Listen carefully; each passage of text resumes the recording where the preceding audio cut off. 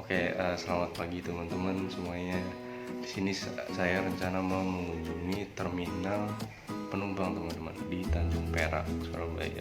Saya jujur belum pernah ke sana dan pengen tahu gitu di sana tuh ada hal apa saja gitu. Kemudian dari segi pemesanan tiket bagaimana, ya pengen sharing aja gitu.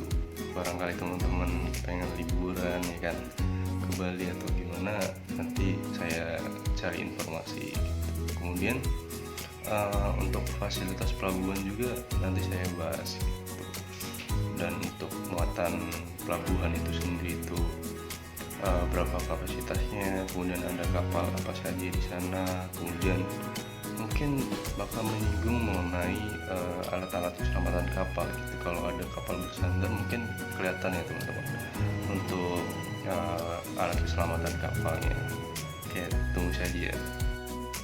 Baik teman-teman, sebelum saya menuju ke terminal penumpang Gapura Surya Nusantara, saya pengen melihat maps dulu gitu, rutenya bagaimana dan letaknya di mana.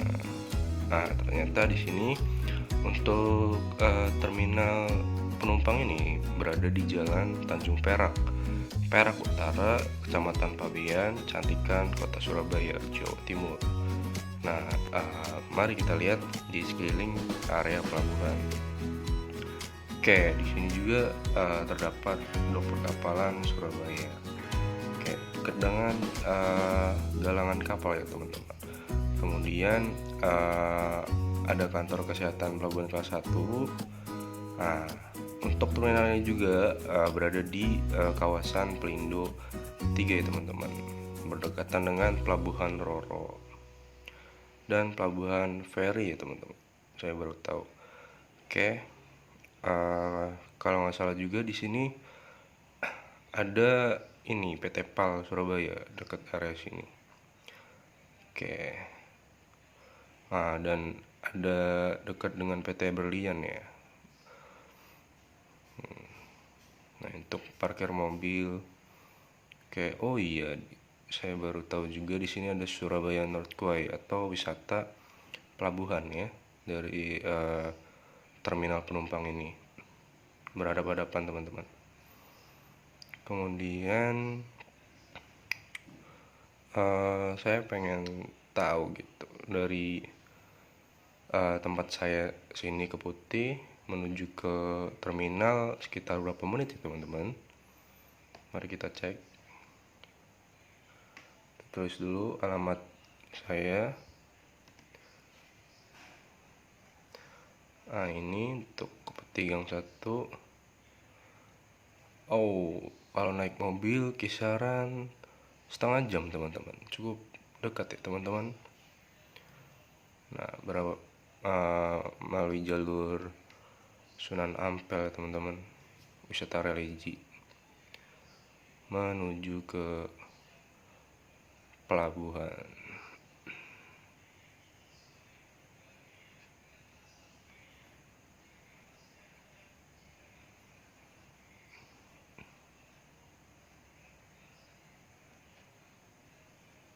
Oke, baik, di sana juga saya akan mungkin membahas sesuatu hal gitu yang saya lihat di sana, kejadian apa gitu, dan apa saja sih gitu fasilitasnya, kemudian cara pembelian tiketnya bagaimana, dan kapasitas dari pelabuhannya itu sendiri itu berapa. Nanti kita bahas di sana ya teman-teman, dan hal-hal apa saja gitu yang kita lihat bakal saya ini paparkan. Oke, tetap di sini teman-teman. Oke, sedikit informasi mungkin mengenai pemesanan tiket di sana.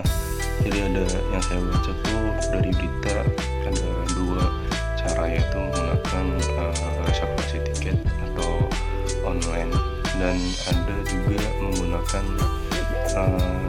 ini ya, langsung ke itunya, langsung ke loket terminal penumpang pelabuhan Tanjung Perak ya.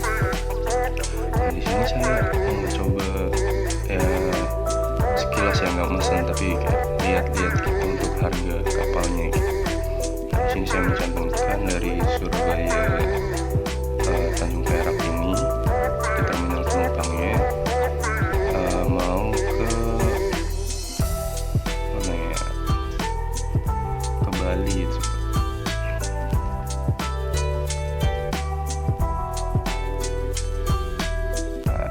Pasar Bali itu.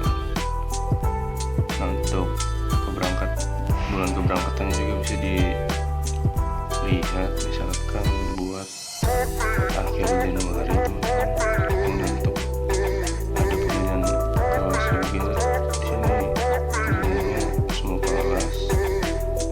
Kemudian coba cari jumlah penumpangnya juga.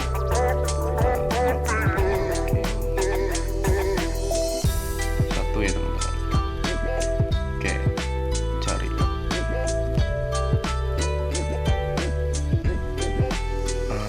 Di sini harganya lengkap teman-teman. Ada KM Liuser, ya kan, KM AU. Harganya relatif murah atau mahal teman-teman nih? Semuanya 187.000 semua. Oke, mungkin untuk reservasi tiket online mungkin seperti itu ya teman-teman. Tinggal pilih mungkin dan check out nanti. Nah, di sini juga ada berita ternyata. Nah, Pelabuhan Tanjung Perak Surabaya ini resmi terapkan etiketing dan get in online kapal penumpang dan roro. Jadi sudah etiketing gitu. Nah, di sini juga terdapat kerjasama ya antara pelabuhan dengan perusahaan-perusahaan pelayaran seperti PT Pelni, PT Dharma Lautan Utama, kemudian PT Berlian Lautan Sejahtera. Nah, sedangkan untuk PT atau SIM Lampung Pelayaran nih atau PT Ferry ASDP ini dan PT Jembatan Nusantara sudah menerapkan penjualan tiket penumpang gitu. Jadi nggak hanya ini aja muatan mobil segala macam, jadi ada kapal penumpangnya juga. Nah, kemudian seperti ini untuk pemesanan secara offline di tempatnya langsung. Baik, mungkin tidak lama-lama lagi saya menuju ke terminal ini ya teman-teman, terminal penumpang di Pelabuhan Tanjung Perak Surabaya. Oke teman-teman, sekarang saya mau menuju ke terminal penumpang Pelabuhan Tanjung Perak Surabaya. Oke, ikutin terus perjalanan saya dan ada apa saja sih di sana ya kan. Nanti saya akan bahas mengenai kejadian yang ada di sana.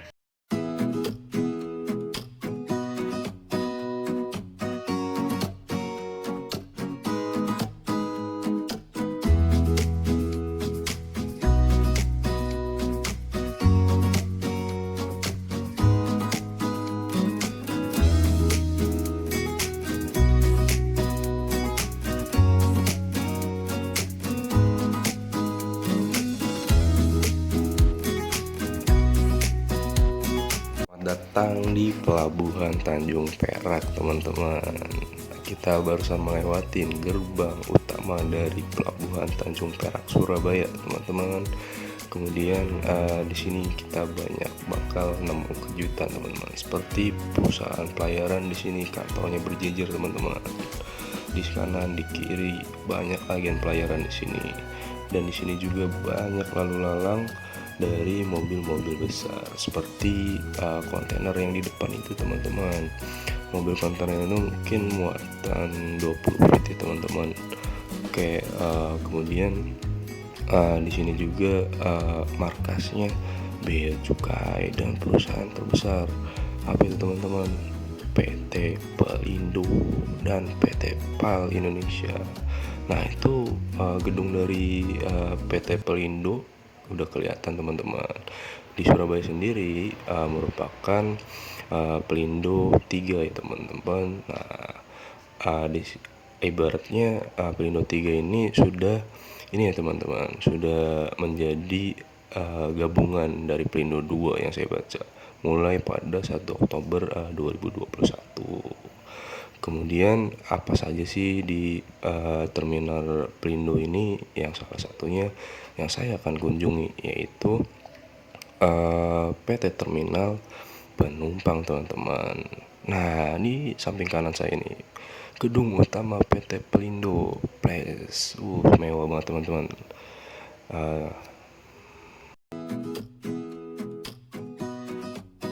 Oke teman-teman, sekarang saya berada di parkiran area terminal penumpang Surabaya, dan di sini lumayan ramai ya teman-teman parkirannya. Oke, awal masuk saya membayar tiket teman-teman sebesar 5.000 di pintu masuk sana, dan sekarang cuacanya lumayan mendung ya teman-teman. Baik, langsung saja mungkin teman-teman ya ke terminal penumpang, ada apa saja gitu fasilitasnya dan ada kendala apa saja sih di sini. Nanti saya bahas di sini teman-teman. Oke, sampai jumpa.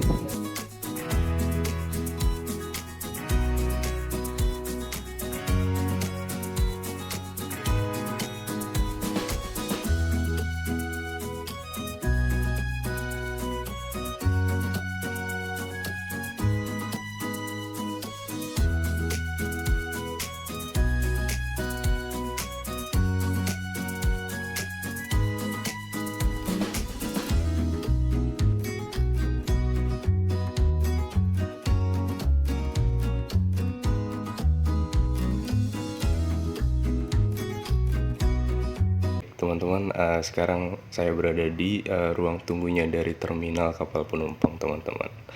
Jujur saya di sini baru pertama kali teman-teman datang di sini, dan melihat seliling di sini cukup kaget teman-teman, bahwasanya di sini banyak penumpang, banyak banget, dan ada yang membuat saya prihatin teman-teman untuk penumpang di sini ya teman-teman. Ya ibarat menunggu sampai kapalnya itu datang, karena kapal sendiri itu datangnya cukup lama ya teman-teman. Oke, baik, di sebelah kanan saya ini mungkin dilihat teman-teman. Nah, ini merupakan penumpang dari kapal-kapal yang sedang bersandar di sana teman-teman. Ini lagi menunggu keberangkatan ya teman-teman. Nah, kalau teman-teman lebih jeli matanya, di depan sana itu ada orang lagi tidur teman-teman. Nah, itu yang saya awal tadi bilang sangat miris. Bahkan di belakang kamera saya ini ada bapak-bapak lagi tidur, kakinya di atas. Waduh, enak banget ya teman-teman. Nah, itulah mirisnya saya pada ruang tunggu ini. Baik, di belakang tempat ini juga, atau berhadapan langsung dengan saya ini, merupakan tempat bersandarnya kapal teman-teman, atau jetty teman-teman. Di sini terdapat 2 kapal yang saya lihat.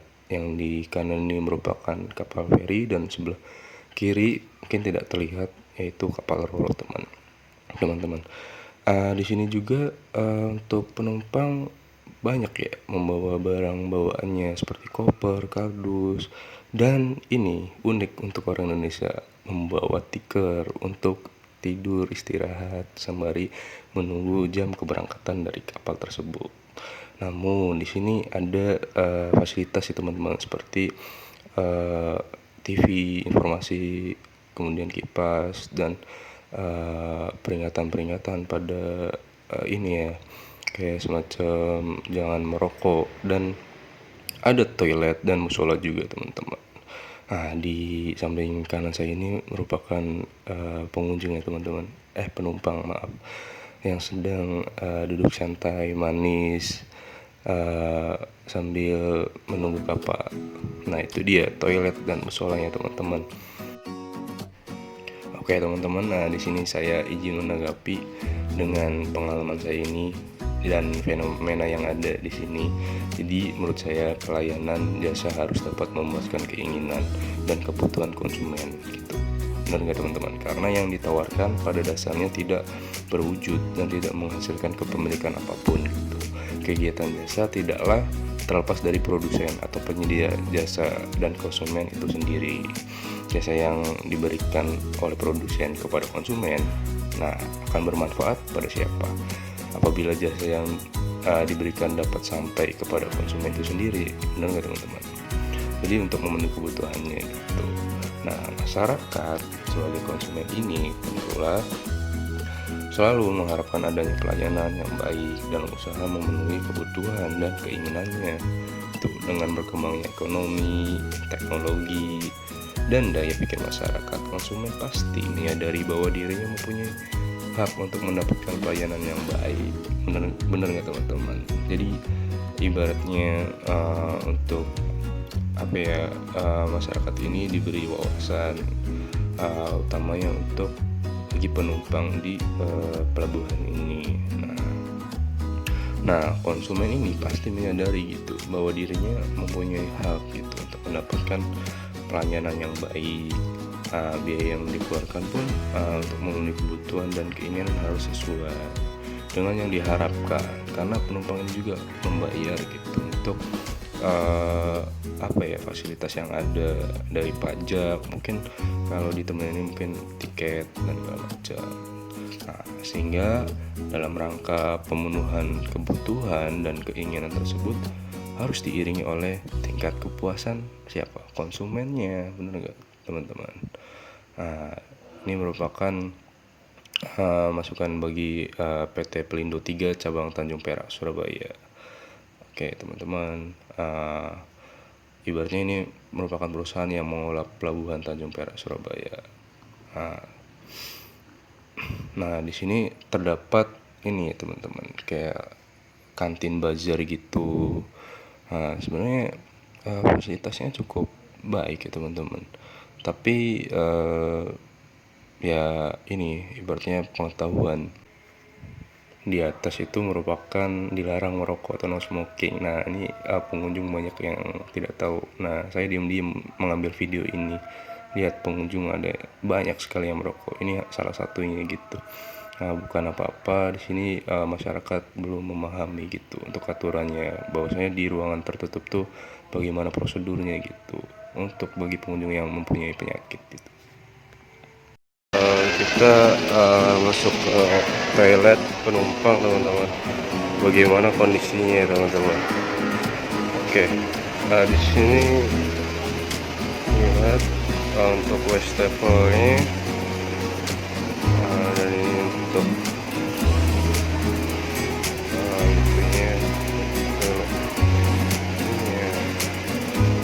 dan ini adalah untuk bak mandinya, ada toilet untuk mandi, dan toilet ini.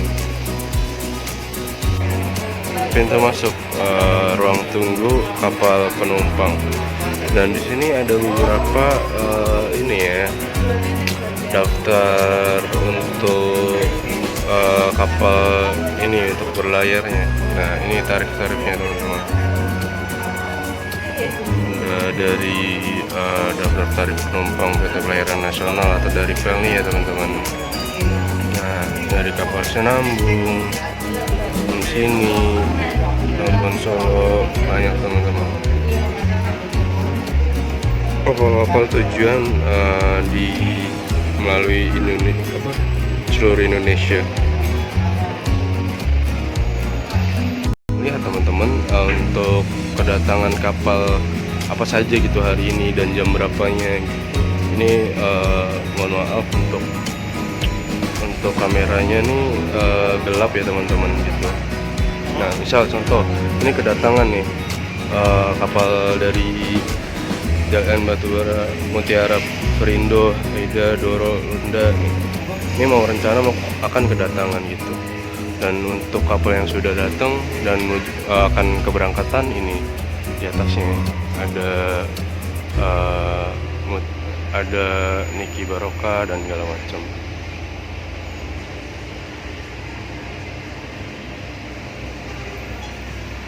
Ya baik teman-teman, saya sekarang berada di depan pintu terminal kapal penumpang di Surabaya, dan di sini cukup ramai teman-teman.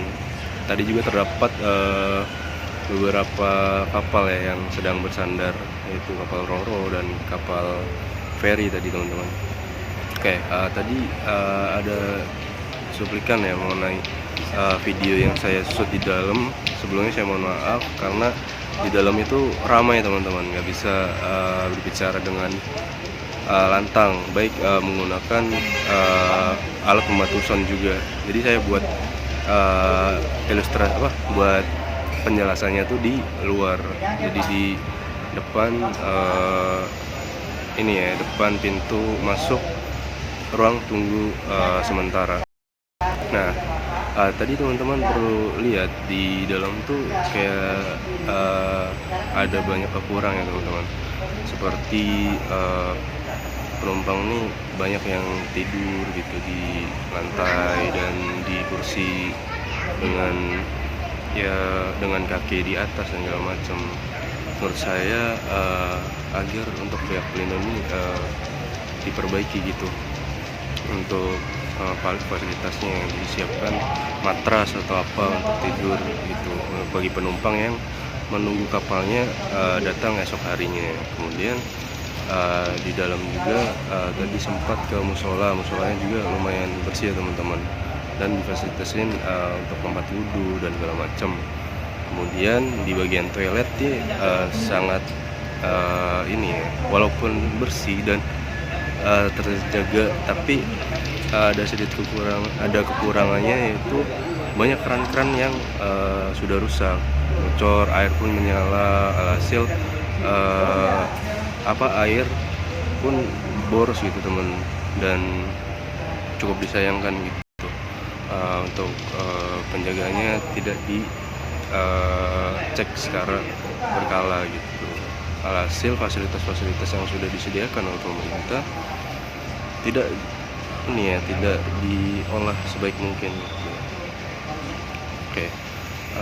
Kemudian di dalam juga terdapat aneka jajanan gitu, seperti snack dan segala macam. Ada lato-lato juga tuh teman-teman. Oke, untuk pelayanan pun di sini cukup baik. Ada papan informasi, kemudian ada daftar tarif kapalnya juga gitu. Cuma saya di sini bingung ya, nggak ada loket untuk pembayaran ataupun segalanya gitu. Saya belum menemukan apakah menggunakan fasilitas online saja atau bagaimana. Nanti kita cari tahu. Oke, sedikit tambahan juga. Jadi di dalam juga terdapat orang yang sedang merokok ya teman-teman. Padahal ada penunjuk dilarang merokok. Ya begitulah teman-teman. Kurangnya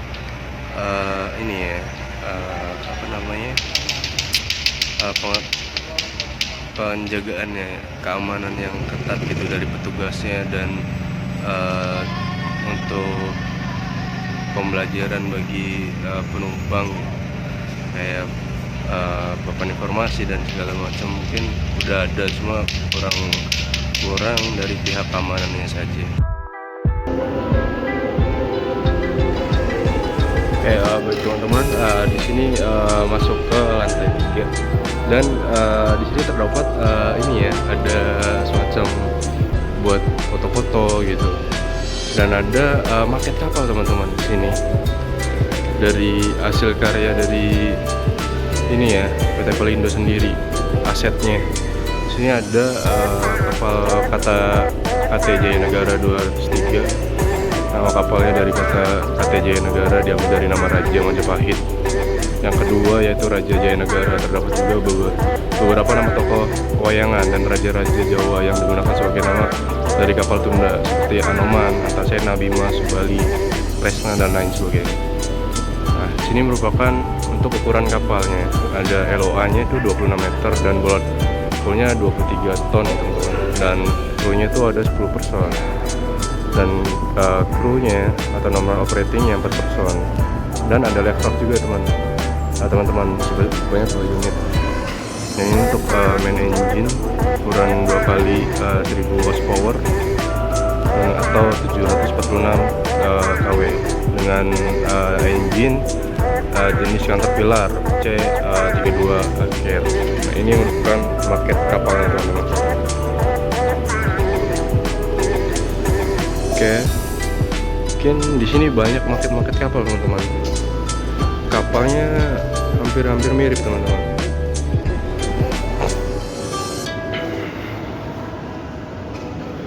Nah, di sini juga ada KT Jaya Negara 307, dan ada kapal Bima, Takbut Bima, TB Bima 315.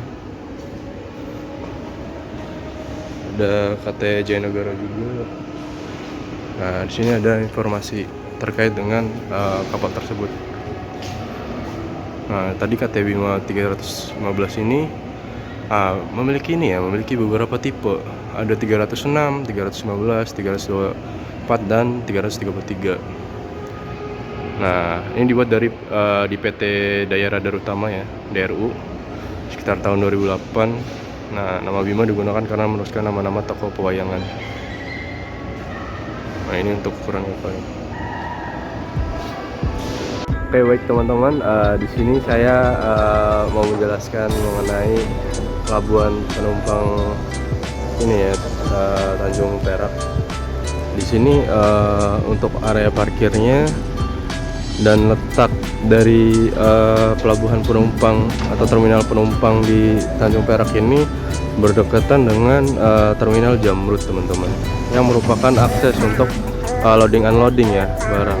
Terlihat jelas di sana ada proses kapal sedang loading unloading. Dan di ujung sana juga terdapat pelabuhan kapal Roro, teman-teman, atau pengguna angkutan alat mobil ya, mengirim antar mobil gitu. Dan di sebelah sana juga ada galangan kapal, teman-teman. Oke, di sebelah kiri dari terminal penumpang ini terdapat ini ya, teman-teman, VTS Surabaya. Nah, ini dia, VTS Surabaya. Dan sampingnya lagi itu kapal, teman-teman.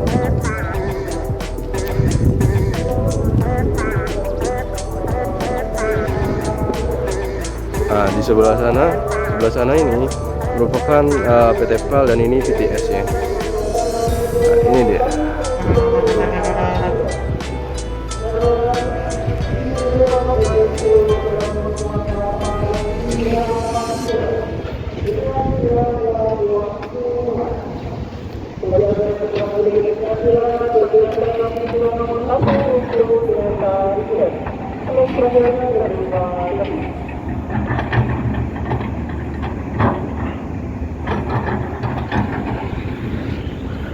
Dan ini merupakan gapura dari terminal penumpang ya, teman-teman, berdekatan langsung dengan gedung VTS. Dan sebelah sana yang ada keren itu merupakan PT PAL, teman-teman. Dan ada Tugu Monumen, teman-teman. Nah.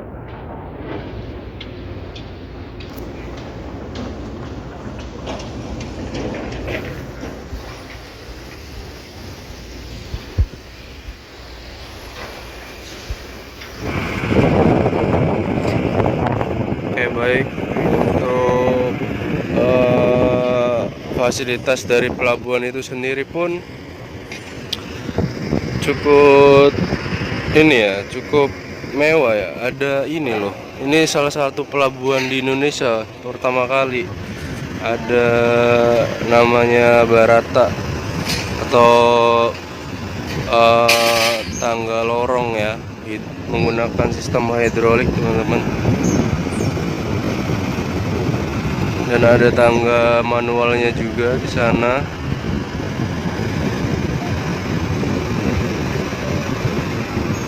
Nah, di sini ada kapal Roro juga yang sedang bersandar di sana.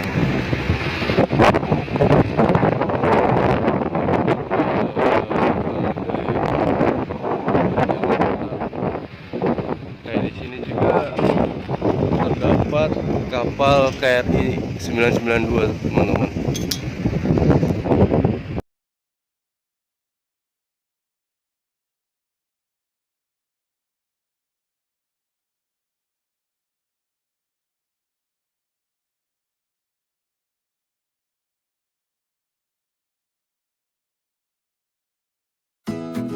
Baik teman-teman, di sini saya sedang berada di lantai 3 dari Surabaya Natgowai. Karena kalau saya menuju ke dermaganya itu tidak boleh, teman-teman, harus ada tiket penumpang ya, teman. Nah, di sini saya menemukan hal yang menarik. Di sini ada cuci kapal dulu teman-teman dari KM Kirana 3 Surabaya yang mau diberangkatkan dengan nomor AIMO 7374523. Nah, untuk pencucian sendiri pun saya baru tahu teman-teman, ternyata menggunakan jenis ini ya, motor diesel gitu. Dan untuk airnya pun dari hidran teman-teman, dari hidran. Nah, kemudian ditampung oleh alat mesin steam biasa untuk cuci mobil, motor dan mobil. Ini sedang dilakukan. Kemudian ini untuk pembersihannya. Oke, baik teman-teman. Di sini merupakan proses pencucian kapal dari KM Kirana 3, tujuan akhir dari Samarinda.